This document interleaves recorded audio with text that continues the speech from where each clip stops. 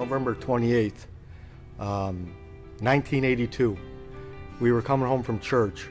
We got T-boned by another car. The car flipped over twice. We landed on the roof. They were just basically putting me back together, separated shoulders like 3 times, trying to put it back into the place that it was supposed to be. I had a double concussion, which led to epilepsy. At that time, I just didn't want to be here anymore. I was at the point where I'm like crying out to God and asking him just to take me home. I grew up in a Catholic family. The opportunity of coming to the United States came. I was lost.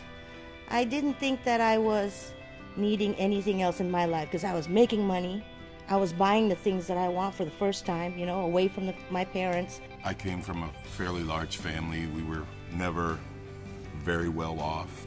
Got shipped overseas, and when I got overseas, it was like Katie barred the doors, party all the time. Managed to get out of the service, and then I got married. We drifted apart, and eventually we were divorced. Growing up with my parents split was very hard. There was a lot of moments where I was just so frustrated and I would yell. I remember just yelling, why do I have to go through this? Everything was always about me. I was selfish.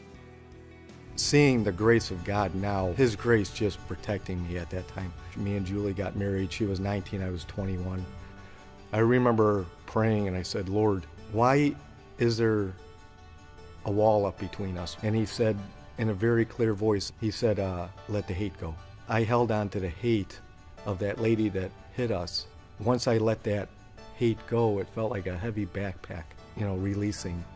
I felt God's presence. I couldn't get enough of Jesus Christ at that time. Reading, Matthew, Mark, Luke, and John, just getting into the Bible until I totally surrendered. It was at that moment where he's like, okay, I'm going to open something else for you. You're ready now. When Pastor Aaron came to me and he's like, hey, we want you to run the youth group. And I said, okay, who's going to be the speaker? I can do the activities, but I can't speak. And he said, no, you're going to be the main guy. With everything that God allowed me to go through in my life, it was for this reason. If you look at me, I have a lot of tattoos, verses, something to do with Christ. It's a sign that I'm not just doing this for me anymore. I'm doing it for youth group. I'm doing it for my own family. It's all about you, Christ. One day this friend of mine said, hey, you should come to this birthday party I'm giving for my wife. When Lou walked in wearing that little black dress, I knew that God was tapping me on the shoulder going, son, pay attention here. I got a call from my parents back home. My grandfather died. I had to go home. And this guy right here was calling me every day to make sure that I was okay. And we've been together ever since. We have 2 beautiful daughters, and we still have my son in our lives. I know that God was working to bring us together. I do remember Jasmine was invited to youth group. She went a couple of times and she seemed to enjoy it, and she even invited Jordan to go, and we started noticing there was a change in them. Yes. One day, God actually said, you need to find out what's going on at that church. Since that Sunday in March, almost 3 years ago, there's been very few Sundays that we miss, and this has become our home. It's overwhelming sometimes to me, and I do cry every now and again just because I think about how undeserving I am for this grace that he's given me. We are still in that journey of ups and downs. But every time we go with our plan, he slowly kind of tells, no, that's not where I want you to be. I want you to be on this road. You're going to have to wait a little bit, but trust me, everything's going to be beautiful. A friend introduced me and Adam. We exchanged numbers. Adam is just so selfless. And I was like, I want to be like that.